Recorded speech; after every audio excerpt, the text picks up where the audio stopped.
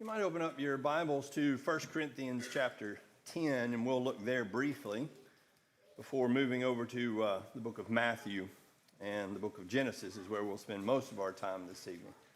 It's good to see each one here. When we study our Bibles, when we present lessons, sometimes what we're trying to do is something like what Marshall was doing this morning, which is addressing a practical concern in our lives and going into the scriptures and figuring out what the scriptures have to say that will help us sort of navigate that issue.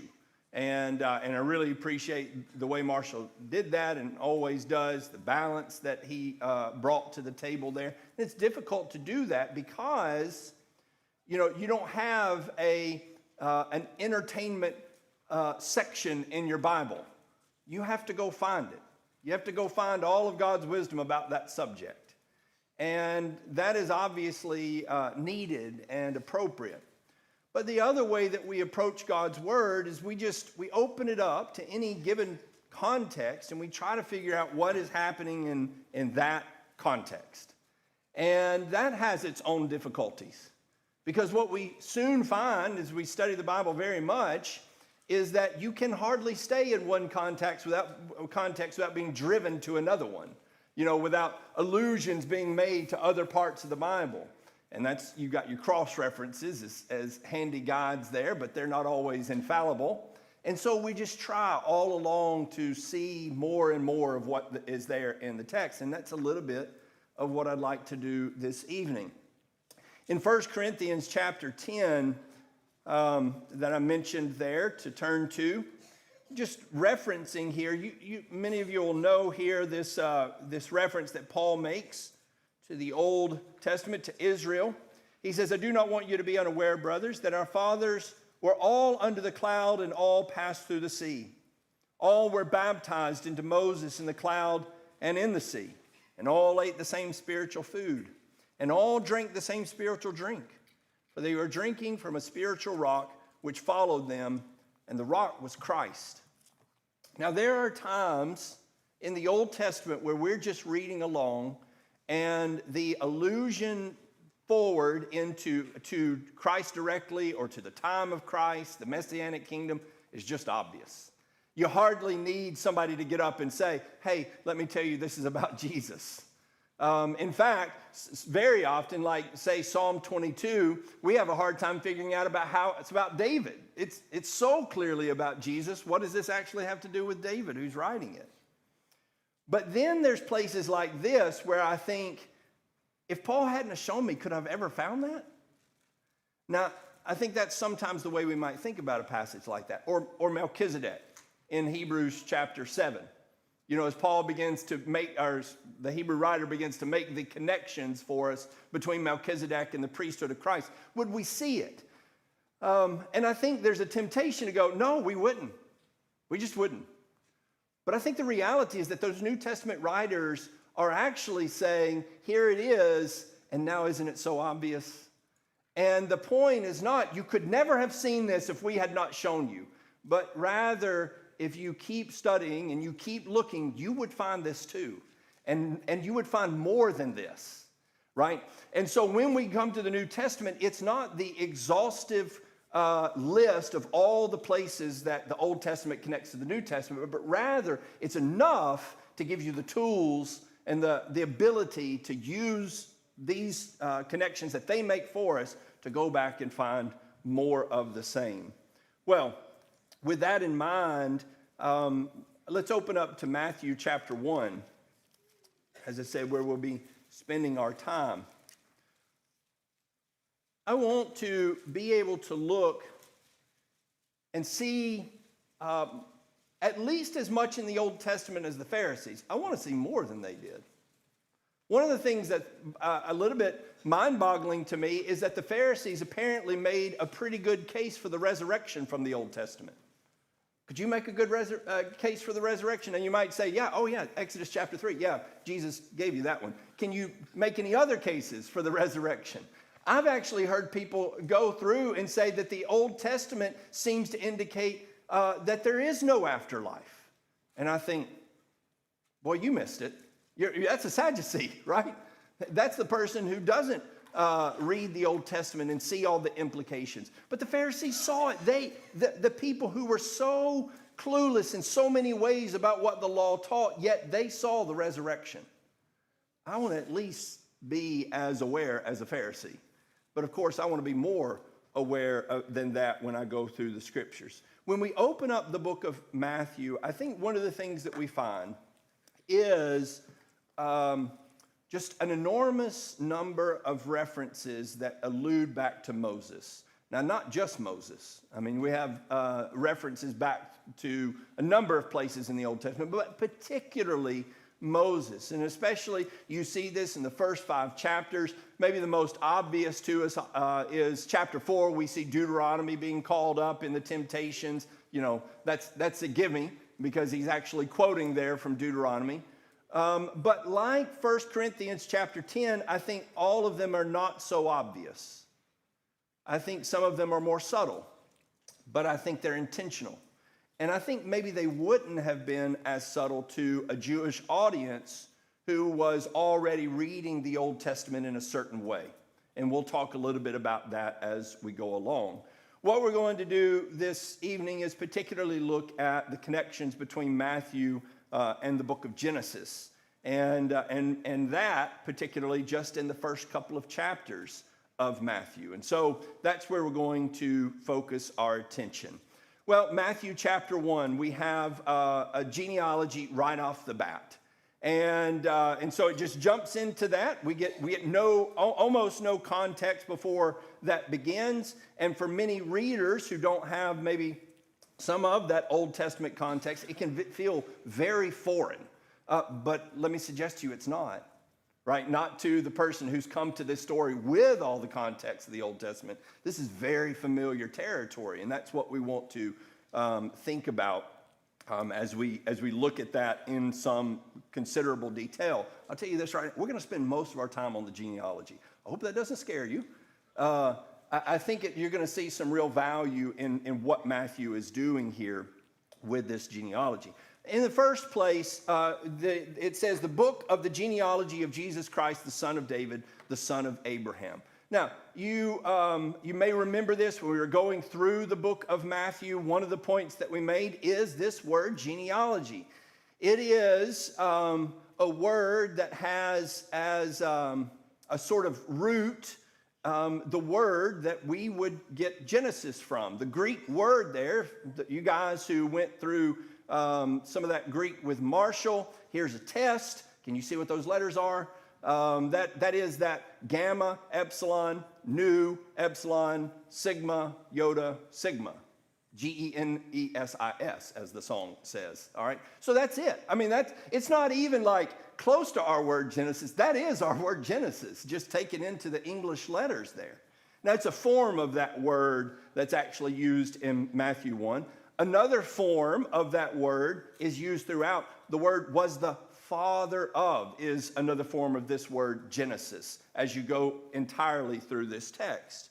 All right, so he starts out with this word Genesis. Now, you might say, yes, but was the book of Genesis called Genesis, right? Is that what Moses called it? Well, of course, that's not what Moses called it because he was writing in Hebrew.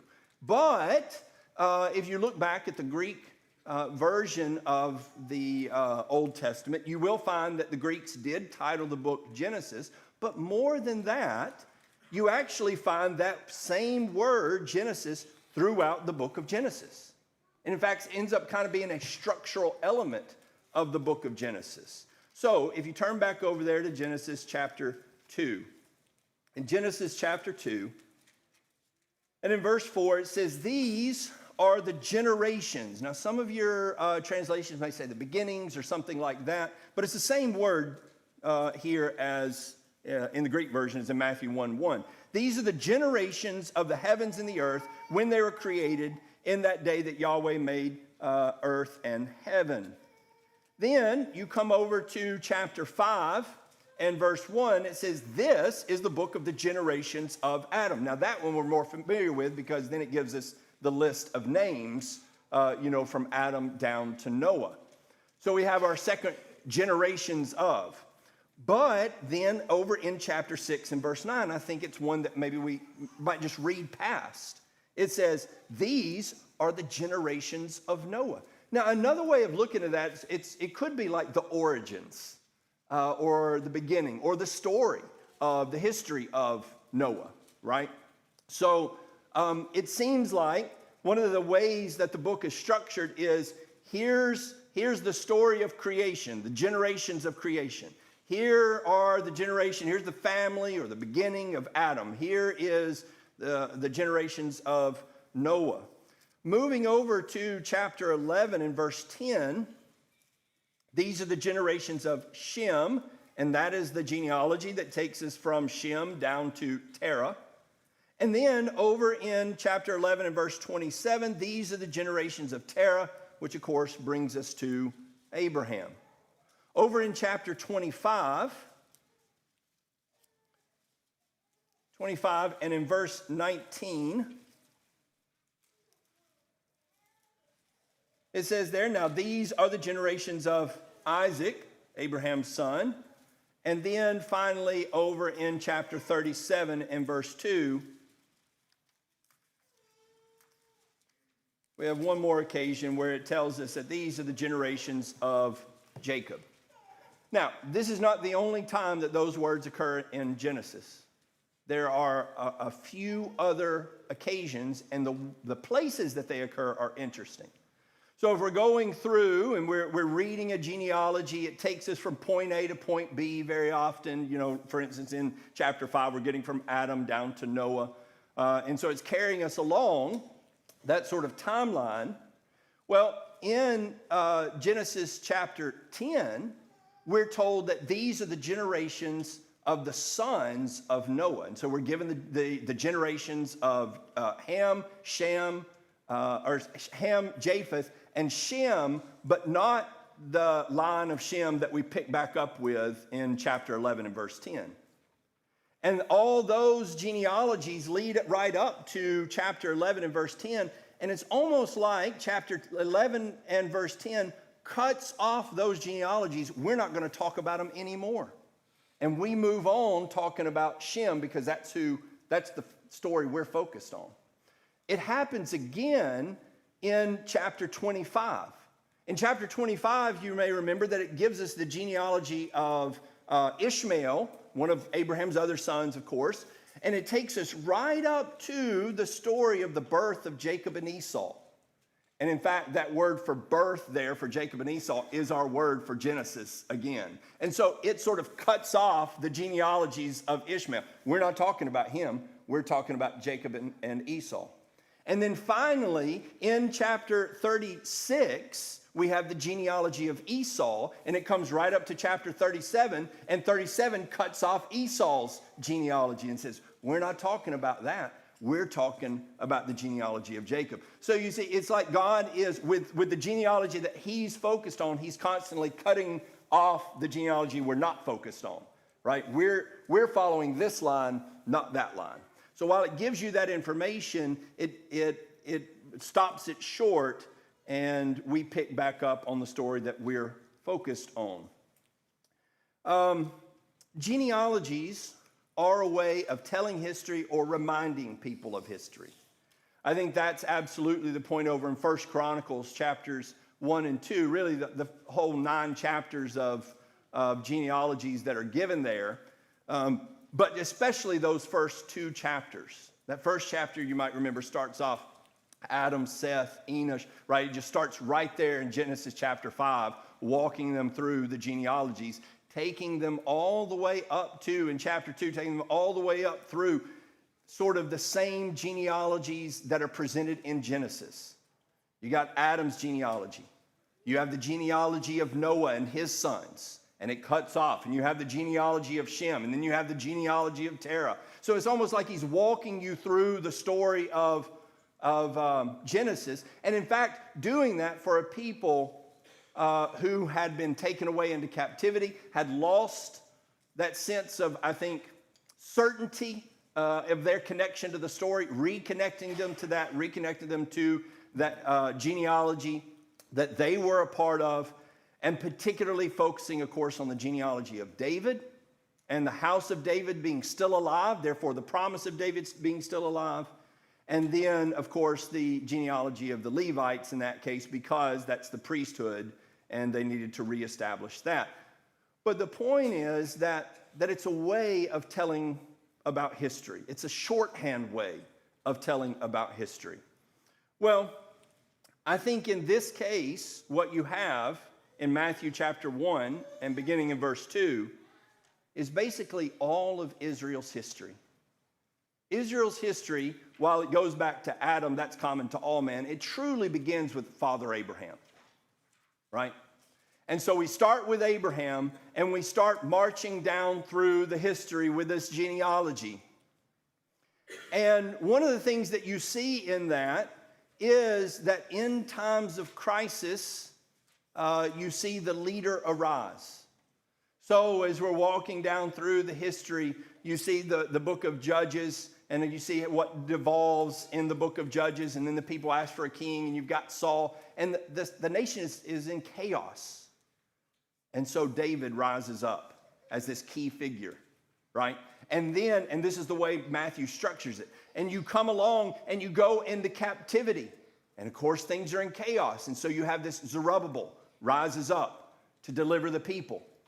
And now things are chaotic again because after the return from captivity, things have fallen apart. You see it in Malachi, and of course we read the histories. Now they're under the thumb of the Roman Empire. Who is going to save us? So many are asking that question. There's another one. And now we've come to Jesus. But can I say one more thing? Jesus is the end of the story, right? So we've been telling genealogies all through the Bible. There will be no more genealogies.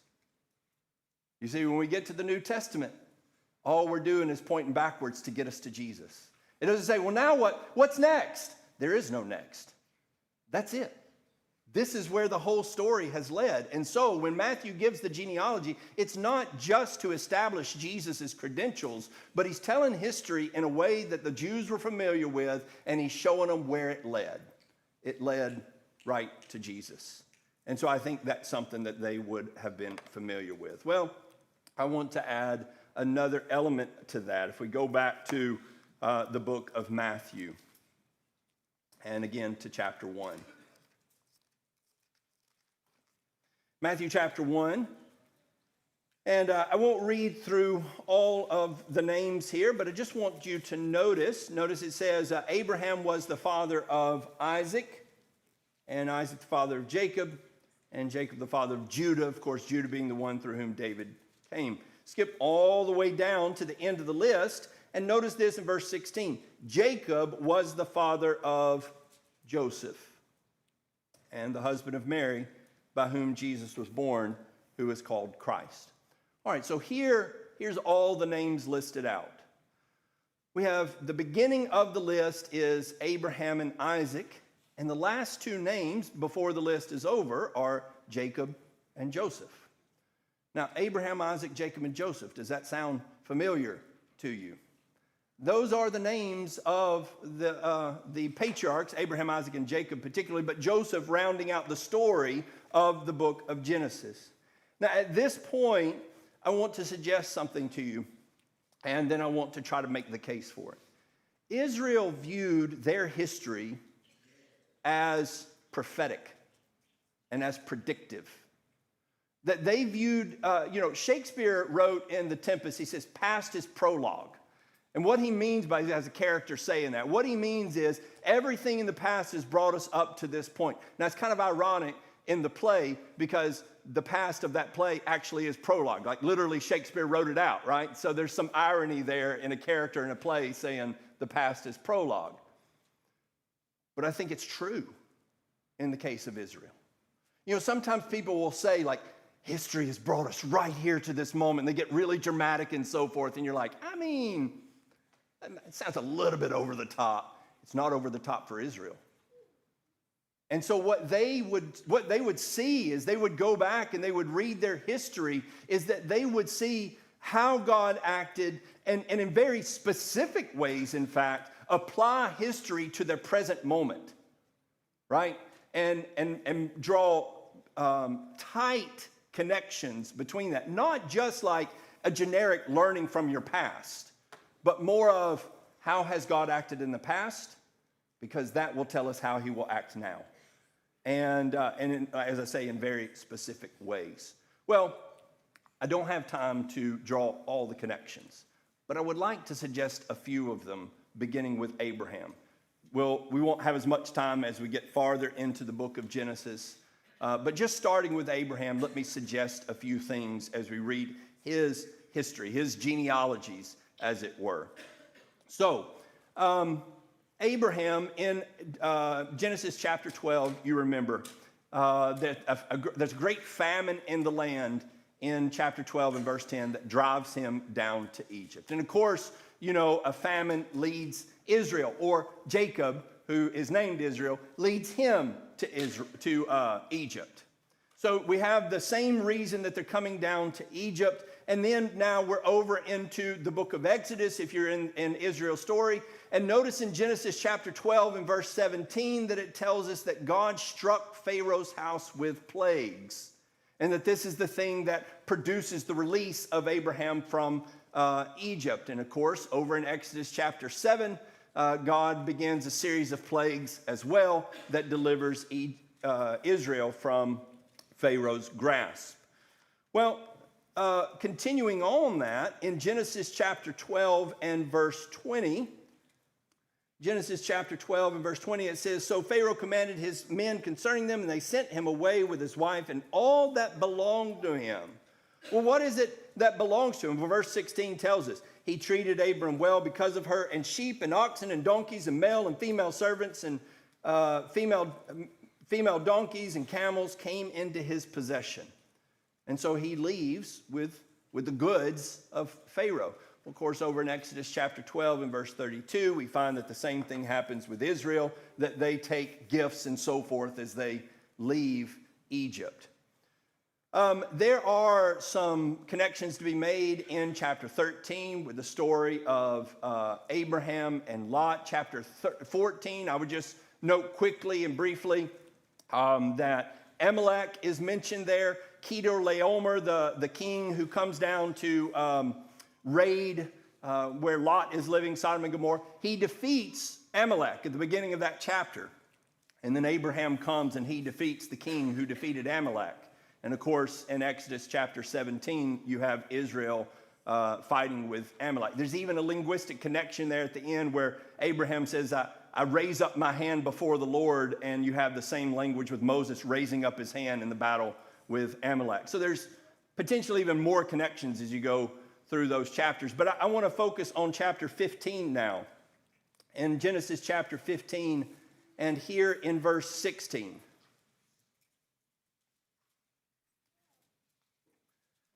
So, God here, it tells us that we're seeing the covenant that God makes with Abraham. And it tells us there, in the fourth generation, well, back to verse 15. "As for you, you shall go to your fathers in peace, and you'll be buried at a good old age. Then in the fourth generation, they will return here, for the iniquity of the Amorite is not yet complete." Now it happened that the sun had set, and it was very dark. And behold, there appeared a smoking oven and a flaming torch, which passed between the pieces. And on that day, Yahweh cut a covenant with Abram, saying, "To your seed I have given this land from the river of Egypt as far as the great river Euphrates." All right, now go over to Exodus chapter 20 first. I left out a verse here in chapter 15. I apologize about that. In verse 7 of Genesis 15, it says, "I am Yahweh who brought you out of Ur of the Chaldeans to give you this land and possess it." Over in Exodus chapter 20, and in verse 2, as they come there to the mountain, God says, "I am Yahweh your God who brought you out of the land of Egypt, out of the house of slavery." So again, same phrasing, same language that God uses with Abraham, now he's using with Israel. Then over in chapter 24, I might note there in chapter 15 and verse 18, or 17 rather. You have the darkness, and you have here the smoke, and you have the fire. You have that same description being given in Exodus chapter 19 as they come. And in fact, it's a smoking furnace and fire that they see. And then over in Exodus chapter 24 and verse 8, it says, "So Moses took the blood and sprinkled it on the people and said, 'Behold, the covenant, or the blood of the covenant, which Yahweh has cut with you in accordance with all these words.'" Now, it probably doesn't say which Yahweh has cut with you, but it is the same language, it's the same phrasing that you find over in Genesis chapter 15, where God says, "I'm going to cut a covenant with you," and now he's saying, "It's this covenant I'm making, which I am cutting with you, or will cut with you." So what we have here is a lot of the same imagery, same language that God is making a covenant, same imagery of the smoke and the fire, not just imagery, but actual smoke and fire being represented here in this oven and this flaming torch, and then there at Mount Sinai. Just so many things drawing those two occasions together that should have called those things to mind, and I think did call those things to mind as Israel would connect these sorts of events in their history. We're going to come back to chapter 16 in just a moment. I want to skip over to chapter 17. Genesis chapter 17, of course, is the circumcision as the sign of the covenant being established. And one of the things that he says is, you shall circumcise everyone in your house, your servants and your purchased servants, everyone must be circumcised. Exodus chapter 12, same language. As the circumcision is being reestablished upon the Exodus on the day of the actual Passover, telling them to circumcise everyone. Circumcise your male servants that you have purchased, and so forth. And so the rule applies to everyone in the same ways that it does in Genesis chapter 17. So they reestablish that. Chapter 18, as we're continuing to connect Abraham to that Exodus story, in chapter 18, Abraham eats and drinks with God. You recall there where these men come into Abraham's camp, and he tells Sarah to go make some food. And in verse 8, it says he took curds and milk and the calf which he had prepared and placed it before them. And he was standing by them under the tree, and they ate. And they go on to talk about that the promised child is coming soon. But it says that the language changes from some men talking to verse 13, Yahweh said to Abraham. And of course, that conversation continues on down through the rest of the chapter. Now, it's not just I'm talking to a man, I'm talking to Yahweh. And so who is he just eating with? Well, he's eating with the Lord. Well, over in Exodus chapter 24, in verse 11, Moses and the elders sit down and they eat with the Lord. It tells us there as part of that covenant. Another element as he goes on to intercede for Sodom and Gomorrah. There, Moses pleads for the people. He pleads on behalf of God's character. Surely you would not destroy these people. And so he pleads with them. And it's a peculiar inclusion here as you're just going through the story of Genesis. But if you look over at Exodus chapter 32 through 34, Moses stands up and he intercedes for a people who become like Sodom and Gomorrah. And so I think you have a connection there between Abraham's life and the Exodus story. Now, as you look at that, chapter 16, if you are familiar with your chapter content, you know is about Hagar.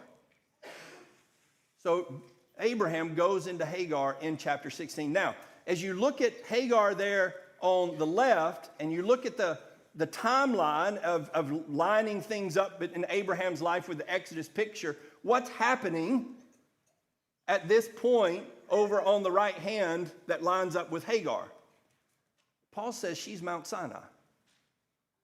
And I believe that there is, as Israel is looking at their history, and as they're seeing their history being repeated and played out, I think it's very likely what Paul is doing is not just making an allusion that works out, but rather pointing to the very way that they looked at the scriptures and saying, do you see where Hagar falls? So here are people that put all their trust in Sinai. And he says, do you see that, like Sinai's, that's where Hagar sits in the story of Abraham. And then he goes on to draw their attention to a better story that is past Sinai, as we'll look at in just a moment, a better picture. And I think this is one of those places where the idea is that there's more happening than I recognize. Like, I think I understand what Paul's saying about, children of the slave and children of promise. But when he brings in Sinai, that's the part I'm like, how is Hagar like Sinai? This may be one of the ways Hagar's like Sinai. And it may also be Paul saying, you should know it. Because you already know that Abraham foretells the picture, foretells the story of the Exodus, and you know where Hagar fits in that story. And so that they should have known what that connection looked like. And so it may not have been such a shock to them for Hagar to be compared to Sinai. But for them to be compared as children of Hagar probably would have been the shock. I think one of the things that the New Testament writers do is they're putting these pieces together. They're not shocking the Jews in the way that they deal with Scripture. They're shocking them by filling in the blanks that they had willfully overlooked. And this would be maybe one of those places.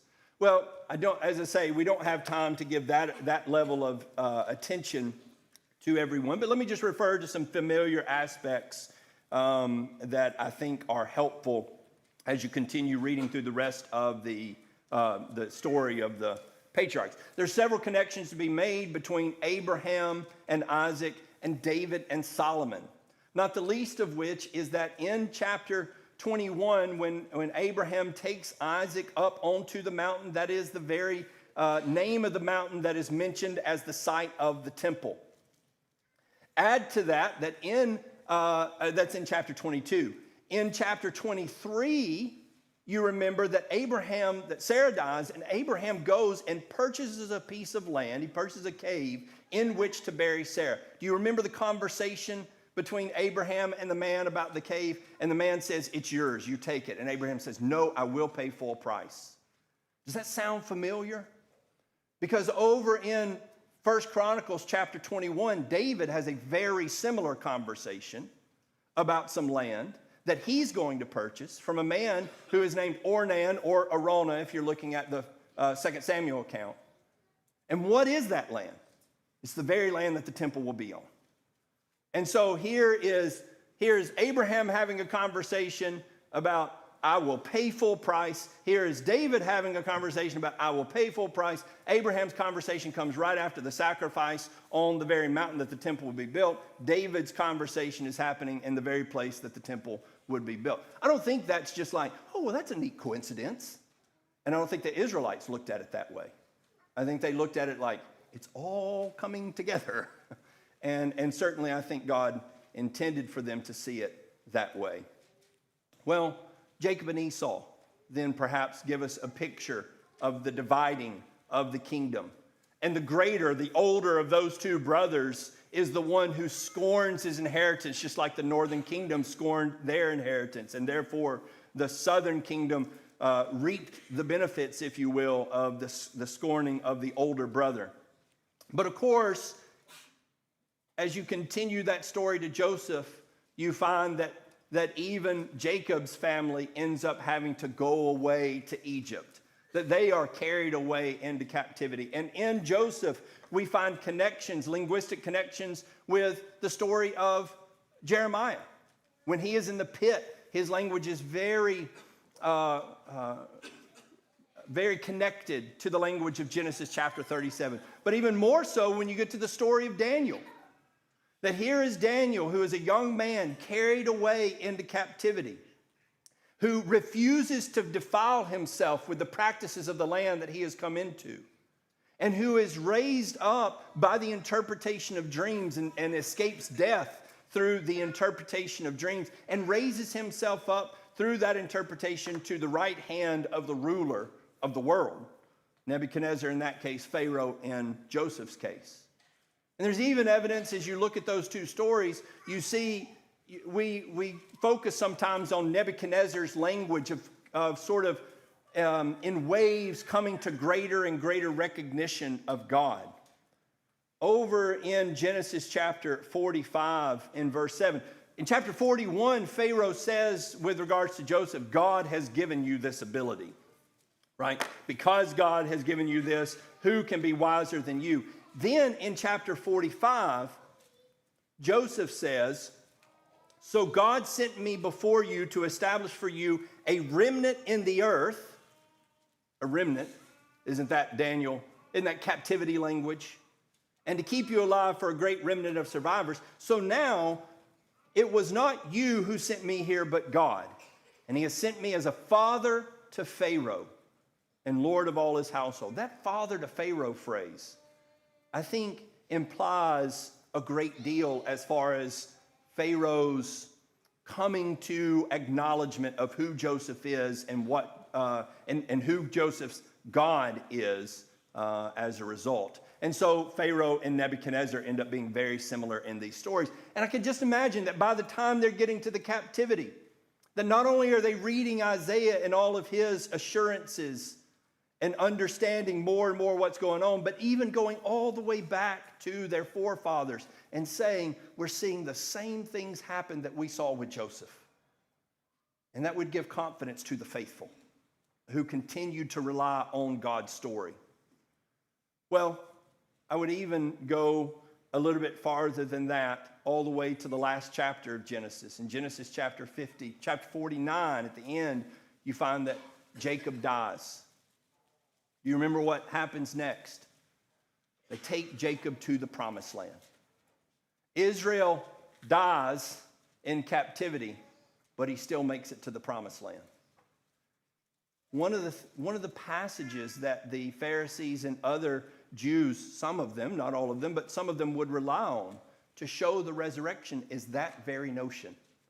That even though Jacob died in captivity, he was taken to the promised land. And of course, even more so Joseph, who says after he dies that, hundreds of years later, take my bones. And they pick those bones up and they take them. And there is that picture of resurrection, of being taken into the promised land even after death.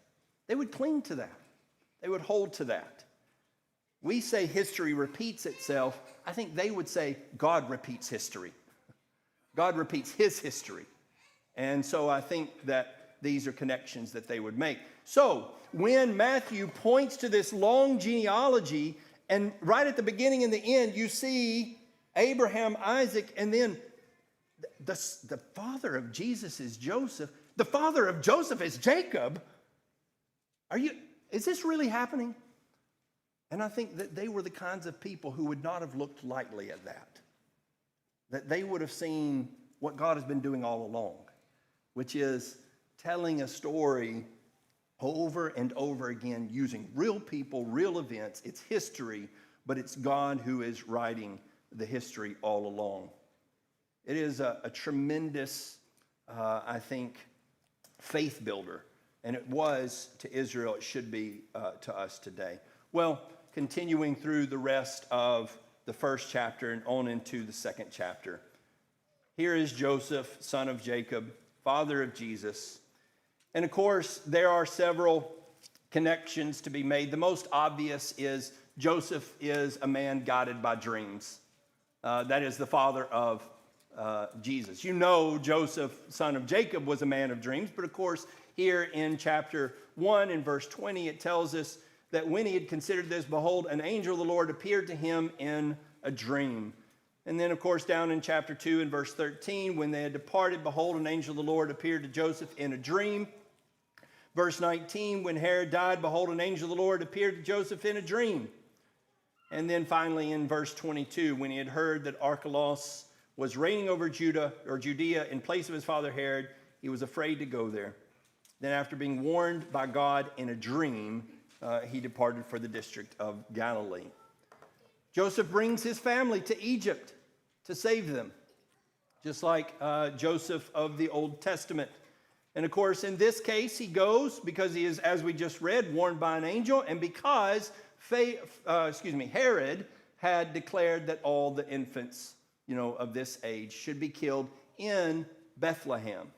I want to spend just a moment looking at that one then. Matthew chapter 2 and verse 6. We have a response to that. It says,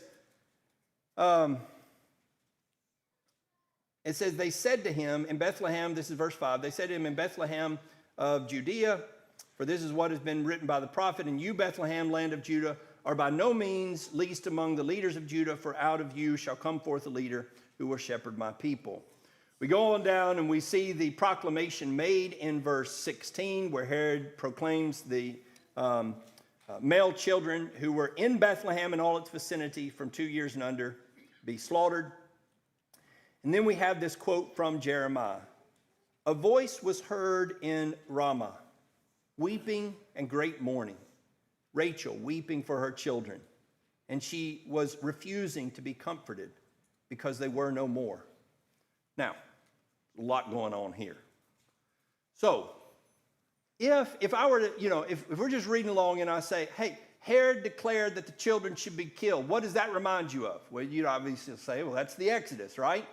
That's Exodus chapter 1, chapter 2, and Moses, escaping that edict and so forth. But that's not what Matthew calls on.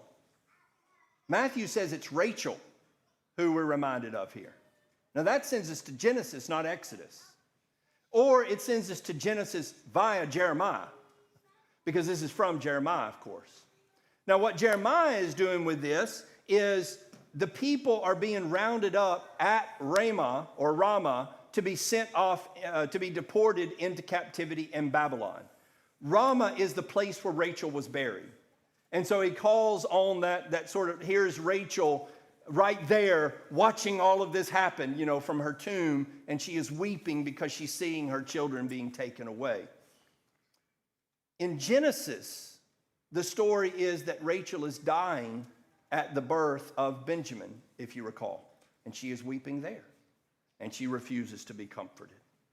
But the way that they comfort her is that they tell her that there is a future, right? That there is a hopeful thing to look forward to down the road. So they comfort Rachel as she's the one dying, and her children are actually going to live. Here it gets turned on its head. The children are dying, and she's the one that's watching, and so her weeping is changed. But the thing for Matthew chapter 2 is they're in Ramah, they're headed to Bethlehem. So in Jeremiah, what she's doing, she's sitting in Ramah and she's looking at them being deported. In Matthew, he's using Jeremiah's prophecy, but he is using a reference from the original story because the children are being killed in Bethlehem. And in the original story, they were on their way down to Bethlehem when she died and was buried in Ramah. That's a lot of detail, right? That's a lot of nuance, subtle. So it's not enough just to go, oh, well, that's from Jeremiah. No, he's doing something more than Jeremiah's doing with it, right? He's going a little bit farther. You got to know the context of that in order to see how this fits in to what Matthew is doing with this. It's a level of interconnectivity. Sometimes people will say about a book, they'll read a novel, and they go, that guy just blows my mind. I mean, the stuff the way everything's connected in his novels and so forth, or maybe even TV shows and so forth. It doesn't hold a candle to God's word. It's amateur hour. Because first of all, let me just say, most of those connections are not near as impressive as people think they are. But second of all, that's somebody it's one person who's basically making it all up. And of course he can weave everything together as he's writing the fiction. How does God weave it together when it's people? And it's 40 authors. It's 1,500 years of history. And he's holding it all together and making those connections, and they're weaving in and out. And it is a marvel. And I'll tell you, if nothing else, this kind of connectivity should cause us to marvel at God. I think when somebody goes through a study like this, for me, Marshall was talking about this morning, being nerdy and liking the origin of words. Maybe that's what you think this is. It's just like, what does any of that matter? I'll tell you, it matters just as much as understanding that creation speaks to the glory of God. That we tell people all the time, the more you know about creation, the more you ought to be confident in the existence of a creator. The more you know about his word, the more you ought to be confident in a divine authorship. It's too much. It's overwhelming. But more than that, or along with that, as we suggested at the beginning, we're in trouble if we can't think more deeply about the Old Testament than the Pharisees, aren't we? If Scripture is no more than a surface reading to us. I want people to understand practical application of Scripture. I want people to think through the kinds of lessons we had this morning and how to apply and how to bring my life into conformity with God and His Word and His will. But for me, at least, lessons like this are what give me the motivation to think what Marshall said this morning is important. In Luke chapter 24 and verse 32, the men who had just been being told about connections like this, how Moses and the prophets spoke of Jesus, they said, "Did not our hearts burn within us while he was speaking to us?" It just makes your heart swell. It's what it does for me. When I go and listen to somebody who maybe is not doing some detailed doctrinal, I love those too.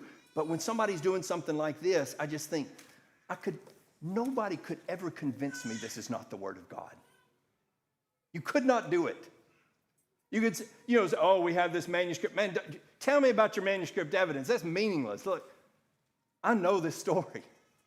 And it's the most glorious story you will ever read. And that is what I'm trying to convey. I hope that's what it does for you. If you're not a Christian, I want you to consider this as we've thought about the presentation here. What Matthew does is say, this is the history. Abraham to Jesus. That's the only story in history that matters. It's the only genealogy. And the beautiful part is, as Paul tells us, you can become a part of that genealogy. You can be sons of Abraham. No other genealogy matters. So if you're outside of this story, then you're part of a story that's going to be cut off. Just like all those other ones in Genesis that don't matter. Your story will not matter in the judgment day. This story keeps going into glory. And so if you're not a Christian, would you become a part of that? Everything else is a dead end. If there's any way that we can help you become a part of it, won't you come while we stand and while we sing?